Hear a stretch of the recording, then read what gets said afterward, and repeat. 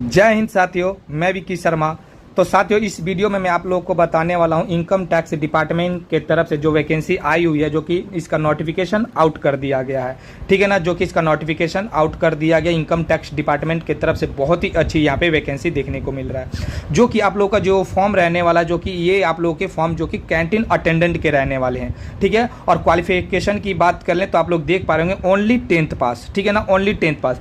जितने भी candidate only 10th पास हैं, ठीक है ना, जो भी कैंडिडेट सिर्फ 10th पास हैं तो इस फॉर्म को अप्लाई कर सकते हैं। और सबसे बड़ी बात कि आप लोगों के फॉर्म भरने का कोई भी फीस यहाँ पे नहीं लग रहा है। ठीक है ना, कोई भी फीस आप लोगों का नहीं लग रहा है, चाहे वो कैंडिडेट जनरल हो, ईडब्ल्यूएस हो, ओबीसी हो, एससी हो या एसटी हो। ठीक है ना, किसी का भी यहाँ पे पैसा नहीं लग रहा है फॉर्म भरने का। तो सभी कैंडिडेट इस फॉर्म को फिलअप करें। ठीक है ना, और मैं आप लोगों को बता दूं कि फॉर्म स्टार्ट हो चुका, और आप लोगों को मैं बता दूं ये फॉर्म ऑफलाइन नहीं है, ये ऑनलाइन है। ठीक है ना, तो बहुत सारे कैंडिडेट को ये पता नहीं होगा कि सर ये ऑनलाइन है या ऑफलाइन है। तो मैं आप लोगों को बता दूं ये आप लोगों का फॉर्म ऑनलाइन भरे जाएंगे और स्टार्ट हो चुका है। ठीक है ना, इनकम टैक्स डिपार्टमेंट की तरफ से बहुत ही अच्छा ये वैकेंसी है।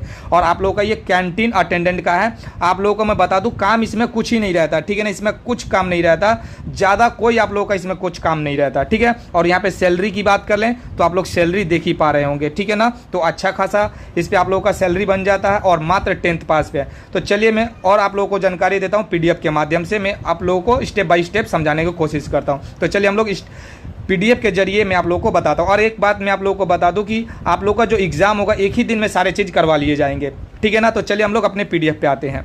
तो जैसा कि साथियों आप लोग देख पा रहे होंगे, मैं यहाँ पे पीडीएफ ऑन कर लिया। तो यहाँ पे मैं आप लोगों को स्टेप बाय स्टेप समझाने की कोशिश करता हूँ। अगर आप लोगों को जरा सा भी दिक्कत हो तो प्लीज़ कमेंट कीजिएगा, मैं कमेंट का 100% रिप्लाई करूँगा। ठीक है ना, तो चलिए हम लोग स्टार्ट करते हैं। जैसा कि मैं आप लोगों को यहाँ पे फर्स्ट बता दूँ, यहाँ पे आप लोग देख रहे होंगे कि फाइल नंबर यहाँ पे आप लोगों का जो ये दिया हुआ है। ठीक है ना, और यहाँ पे जो डेट आप लोगों का जो पब्लिश किया हुआ है आप लोग ये देख पा रहे होंगे। ठीक है ना, जो कि यहाँ पे आप लोग देख पा रहे होंगे कि recruitment notification for the post of canteen attendant. मैं आप लोगों को शुरू में ही बता दिया था कि इनकम टैक्स डिपार्टमेंट की तरफ से ये कैंटीन अटेंडेंट का ये फॉर्म आया हुआ, और ये आप लोगों का ग्रुप सी का वैकेंसी रहने वाला है। ठीक है ना, ग्रुप सी का वैकेंसी रहने वाला है, और ओनली ये इंडियन सिटीजन इसे फिलअप कर सकते हैं। ठीक है ना, ओनली इंडियन सिटीजन। ठीक है, अब मैं आप लोगों को बता दूं किस कैटेगरी में कितने पोस्ट रखे गए हैं, तो आप लोग ध्यान से देखेंगे। ठीक, तो जैसे कि मैं आप लोगों को बता दूं, यहाँ पे आप लोग देख पा रहे होंगे कि कैंटीन अटेंडेंट, यहाँ पे देख लीजिए आप लोगों का लिखा हुआ है canteen attendant general central service group C की वैकेंसी रहने वाली है। ठीक है ना, ग्रुप सी की वैकेंसी रहने वाली है। और आप लोगों के टोटल जो पोस्ट रखे गए हैं, आप लोगों के टोटल पोस्ट यहाँ पे 25 रखे गए हैं, यानी 25 रखे गए हैं। जो कि यूआर जनरल के 13 पोस्ट रखे गए हैं, ओबीसी के 6 पोस्ट रखे गए हैं, वहीं पे ईडब्ल्यूएस के 2 पोस्ट रखे गए हैं, एससी के 3 पोस्ट रखे गए हैं, और एसटी के 1 पोस्ट रखे गए हैं। टोटल आप लोगों के 25 पोस्ट निकाले गए हैं income tax department canteen attendant के लिए। ठीक है ना, और मैं यहाँ पे आप लोगों को बता दूं, यहाँ पे जो कि इंक्लूड 1 पीडब्ल्यूडी वैकेंसी। ठीक है, यहाँ पे आप लोग देख पा रहे होंगे candidate with 40% for more disability in any one of the following category are eligible for recruit under पीडब्ल्यूडी कैटेगरी। उनके लिए 40% रिजर्व है। ठीक है ना, जैसे आगे मैं आप लोगों को और बता दूं, तो चलिए जैसे मैं आगे आप लोगों को बता दूं, सभी बच्चों का यही कमेंट रहता है कि सर इसका पे लेवल क्या रहेगा। ठीक है ना, हमें पैसे कितने मिलेंगे। तो सबसे पहले मैं आप लोगों को इसका पे लेवल बताता हूँ। देखिए, मैं हर एक इन्फॉर्मेशन आप लोगों को देने वाला। आप लोगों का एग्जाम कब होगा, देखिए इसमें हर एक चीज़ का मेंशन किया गया कि आप लोग का एडमिट कार्ड कब जारी होगा, आप लोग का एग्जाम किस डेट का होगा, आप लोग का ज्वाइनिंग किस डेट का होगा, ये टू जेड पहले से ही यहाँ पे मेंशन किया हुआ है। तो आप लोग इस फॉर्म को ज़्यादा से ज़्यादा संख्या में इस फॉर्म को फिलअप करें। ठीक है ना, हर एक कैंडिडेट इस फॉर्म को फिलअप करें, क्योंकि आप लोग का इसमें कोई एप्लीकेशन फी नहीं लग रहा है। आप लोग मोबाइल से ही फॉर्म को फिलअप कर सकते हैं। ठीक है ना, देखिए पे लेवल जो आप लोगों का रहने वाला है, जो कि आप लोग स्टार्टिंग में जब आप लोग भर्ती होंगे income tax department as a canteen attendant के पोस्ट पे, तो आप लोगों का जो पे लेवल रहेगा 1 का रहेगा। ठीक है ना, जो कि मैट्रिक्स 18,000 से 56,900 तक आप लोग इसके बीच में बनेंगे। और वो भी मैं बता देता हूं कि आप लोगों के कितने पैसे बनेंगे, जो कि आप लोग अदर अलाउंस जुड़कर 30K तक, ठीक है ना, 30K तक आप लोगों को मिलेगा। ठीक है ना, तो ये अच्छा खासा सैलरी आप लोगों का, जो कि 7th पे कमीशन के अकॉर्डिंग मिलेगा आप लोगों को। ठीक है ना, और ये हु कैन अप्लाई, ये फॉर्म को अप्लाई कौन कर सकता है, तो ओनली इंडियन सिटीजन। ठीक है ना, अदर कंट्री के इस फॉर्म को अप्लाई नहीं कर सकते। ठीक है ना, ओनली इंडियन सिटीजन ही इसे अप्लाई कर सकते हैं। ठीक है ना, और आप लोगों को बता दो इसमें अच्छा खासा सैलरी आप लोगों का बनने वाला। जो कि एजुकेशन क्वालिफिकेशन की बात कर लें तो आप लोग यहाँ पे देख पा रहे होंगे एजुकेशन क्वालिफिकेशन, तो matriculation 10th standard for equivalent for any requirement board, यानी आप लोग 10th पास होने चाहिए इंडिया के किसी भी राज्य से, ठीक है ना।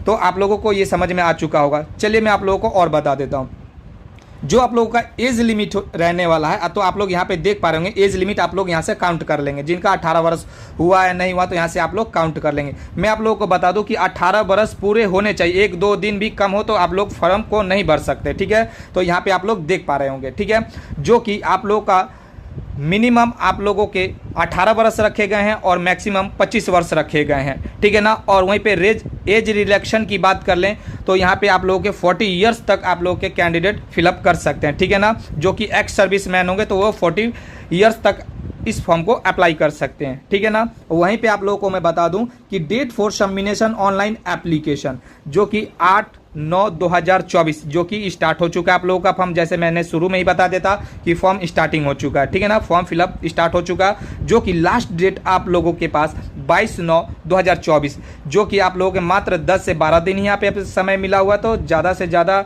संख्या में इस फॉर्म को भरे और बहुत ही जल्दी भरे, क्योंकि फिर इसका सर्वर बिजी हो जाएगा, ठीक है ना। तो यहाँ पे आप लोगों के पास समय ज़्यादा नहीं है। और मैं आप लोगों को बता दूँ, अगर आप लोग फॉर्म फिलअप कर रहे हैं साइबर में जाके और वहाँ पे भीड़ है तो भाई वहाँ से हटकर अपने खुद मोबाइल से फिलअप कर लो। आजकल तो मोबाइल से ही फॉर्म बच्चे अधिकतर फॉर्म को फिलअप कर लेते हैं, ठीक है ना।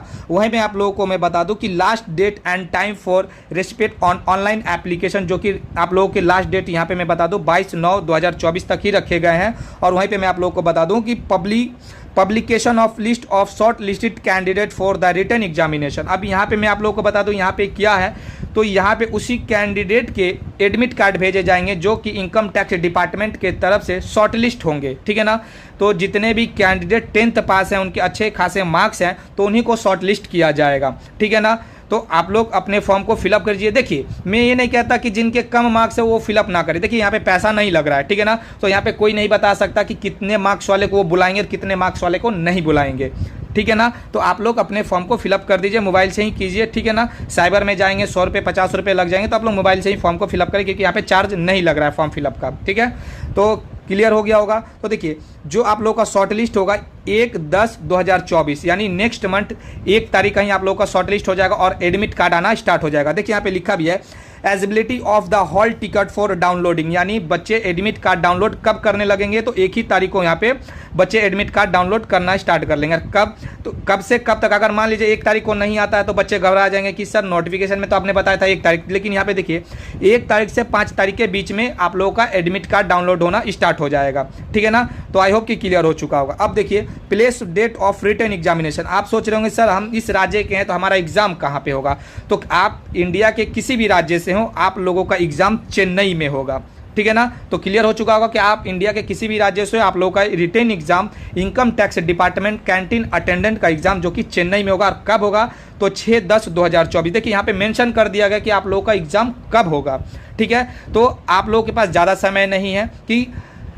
आप लोगों के पास ज़्यादा समय नहीं है, आप लोग तैयारी कीजिए। अगर आप लोगों का मार्क्स 10th क्लास में अच्छे हैं और आप लोगों का तैयारी अच्छा भी है, आप लोगों का तैयारी अच्छा है, तो इस फॉर्म को आप लोग जरूर अप्लाई करें। और इनकम टैक्स डिपार्टमेंट आप तो जानते हैं कि कितना अच्छा जॉब है, इनकम टैक्स डिपार्टमेंट के अंदर आप लोग काम करेंगे, ठीक है ना।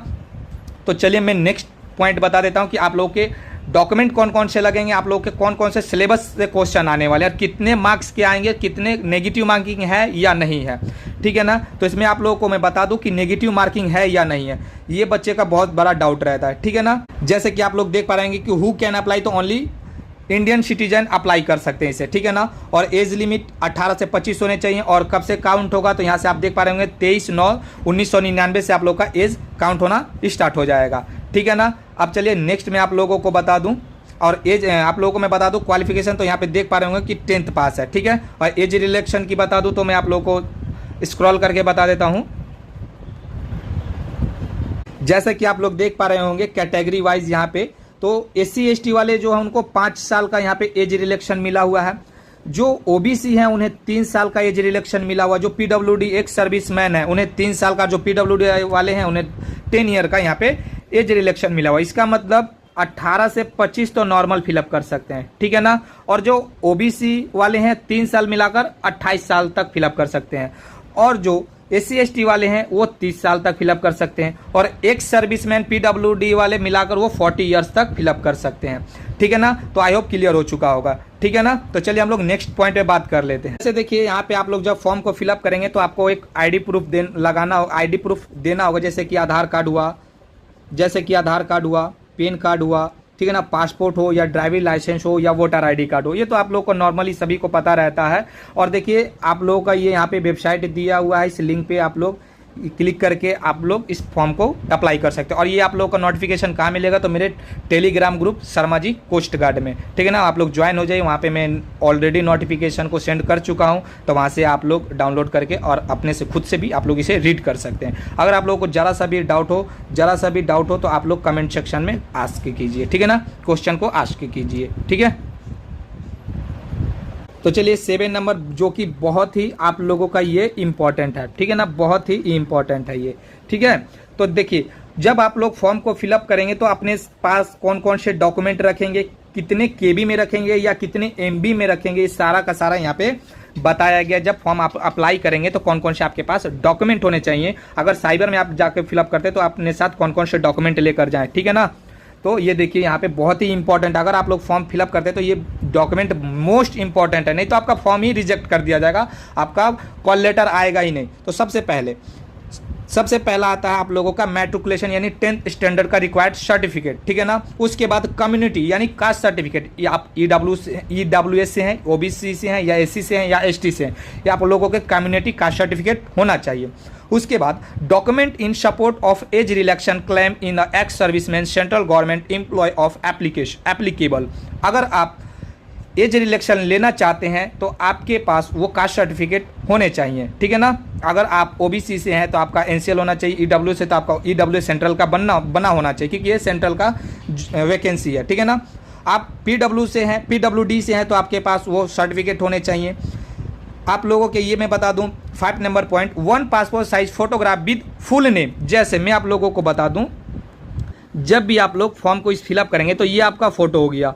ठीक है ना, ये आप लोगों के फोटो हो गए। ठीक है ना, और यहाँ पर नीचे में आप लोगों के नाम होने चाहिए, आप लोगों का XYZ जो भी नाम हो, और DOP लिखा होना चाहिए, DOB नहीं है, DOP डेट ऑफ फोटो। जिस दिन आप अप्लाई कर रहे हैं उस दिन का आपका वो डेट होना चाहिए। जैसे आज मान लिया जाए कि 11 तारीख है, आज अप्लाई कर रहे हैं, तो आप लोगों का यहाँ पे लिखा होना चाहिए 11/9/2024 और आपका फोटो होना चाहिए। ठीक है ना, और आप उसके ऊपर नेम होना चाहिए। जैसे मैं बता दूं 1 passport size photograph with full name and date of photograph taken not before 3 month, 3 महीना पुराना नहीं होना चाहिए फोटो, लेटेस्ट फोटो होना चाहिए। ठीक है ना, जो कि फोटो के नीचे आपका नाम और नाम के नीचे आपका DOP यानी डेट ऑफ फोटो होना चाहिए।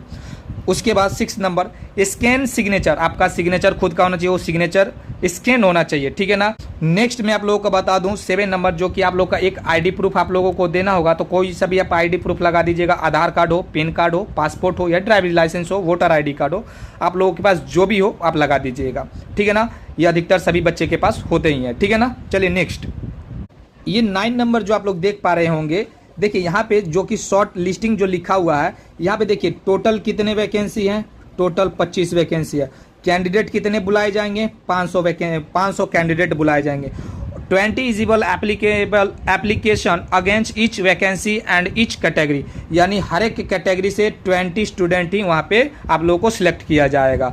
ठीक है ना, जिनके 10th standard equivalent exam for next round selection produce, जो कि 10th में आप लोगों के अच्छे खासे नंबर होने चाहिए। ठीक है ना, और मैं आप लोगों को बता दूं कि यहाँ पे आप लोगों के 500 कैंडिडेट को यहाँ ही आप लोगों को बुलाया जाएगा। ठीक है ना, आप लोग ये देख पा रहे होंगे रिटर्न एग्जामिनेशन 2 आवर, यानी आप लोगों के 2 घंटे यहाँ पे मिलने वाले हैं। ठीक है ना, 2 आवर से मिलने वाले, 2 घंटे मिलने वाले हैं एग्जाम के लिए।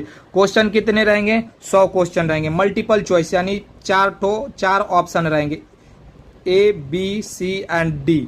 ठीक है ना, इस तरीके से आप लोगों के जो बच्चे कंपटीशन का तैयारी करते हैं उनको पता ही होगा। ठीक है ना, तो चलिए ज़्यादा कुछ समय वेस्ट ना करते हुए आगे पॉइंट में आप लोगों को बता दूं। चलिए मेन पॉइंट में आप लोगों को बता दूं कि बच्चे पूछेंगे सर इसमें कौन कौन से क्वेश्चन आएंगे, तो मैं आप लोगों को बता दूं न्यूमेरिकल एप्टीट्यूड जो कि मैथ से क्वेश्चन आने वाले हैं। ठीक है ना, मैथ से क्वेश्चन आने वाले हैं 25 क्वेश्चन। जनरल अवेयरनेस से क्वेश्चन आने वाले हैं जो कि आप लोगों के GK GS जिसे बोलते हैं, जो कि 25 क्वेश्चन आने वाले हैं। ठीक है ना, करंट अफेयर उसी में शामिल रहेगा, ठीक है ना, उसी में ऐड रहेगा current affair. General intelligence and reasoning, reasoning आप लोगों के 25 क्वेश्चन आएंगे, ठीक है ना। उसके बाद जनरल इंग्लिश जो कि 25 क्वेश्चन आएंगे, टोटल आप लोगों के 100 क्वेश्चन हो गए, ठीक है ना। अब यहाँ पे देख पा रहे होंगे, यहाँ पे लिखा है 3 marks will be hour for each correct answer, यानी अगर आप एक क्वेश्चन सही करते हैं तो इसके बदले में आपको 3 नंबर मिलेंगे। 1 mark will be deduct for each incorrect answer, अगर आप एक क्वेश्चन गलत करते हैं तो इस 3 में से 1 कट जाएगा, ठीक है ना। सही में से, ये सही वाले में से 1 नंबर कट जाएंगे, ठीक है ना। तो आई होप कि क्लियर हो चुका होगा, ठीक है।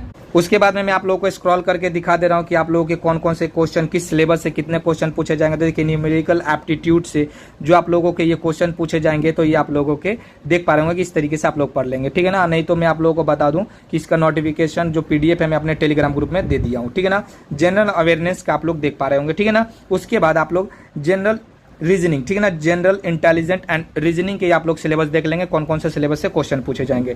उसके बाद जनरल इंग्लिश से आप लोग देख पा रहे होंगे कि किस तरीके से क्वेश्चन पूछे जाएंगे, ठीक है ना। आप लोग देख पा रहे हैं कि किस तरीके से क्वेश्चन पूछे जाएंगे, ठीक है ना। उसके बाद मैं आप लोगों को बता दूं हॉल टिकट, ठीक है ना। देखिए यहाँ पे मैंने स्टार्टिंग में ही बता दिया था आप लोगों को, जैसे कि मैं अपने स्टार्टिंग में ही मैं बता दिया था आप लोगों का जो हॉल टिकट होगा कि 1 तारीख से 5 तारीख के बीच में आप लोगों का डाउनलोड होना स्टार्ट हो जाएगा, ठीक है ना। आप लोगों के जो स्टेज 2 रिटर्न एग्जामिनेशन होंगे, जो कि आप लोगों के 1 तारीख को ही पब्लिश कर दिया जाएगा, जो कि डेट आप लोगों का जो एग्जाम का होगा, देखिए written examination date time and venue, यहाँ पे डेट जो आप लोगों का एग्जाम का होगा 6 तारीख का होगा, ठीक है ना। जो टाइम होगा 11 बजे से लेकर 1 बजे तक, जो कि 2 घंटा मिलेगा। प्लेस यानी आप लोगों का एग्जाम कहाँ पे होगा, तो चेन्नई में होगा, ठीक है ना। जहाँ पे आप लोगों का कहाँ पे एग्जाम होगा, तो चेन्नई में होगा। बेशक वो आसाम का लड़का हो या वेस्ट बंगाल का लड़का हो या बिहार का लड़का हो या दिल्ली का लड़का, जाना उसे चेन्नई ही होगा एग्जाम देने के लिए, ठीक है ना। तो आप लोगों को यहाँ पे क्लियर हो चुका होगा। तो ठीक है दोस्तों, तो आई होप आप लोगों को क्लियर हो चुका होगा। अगर आप लोगों को जरा सा भी डाउट हो, ठीक है ना, जरा सा भी आप लोगों को डाउट हो तो प्लीज़ कमेंट सेक्शन में कमेंट कीजिए, मैं कमेंट का 100% रिप्लाई करता हूँ, ठीक है ना। तो मिलते हैं नेक्स्ट वीडियो में। जय हिंद, जय भारत।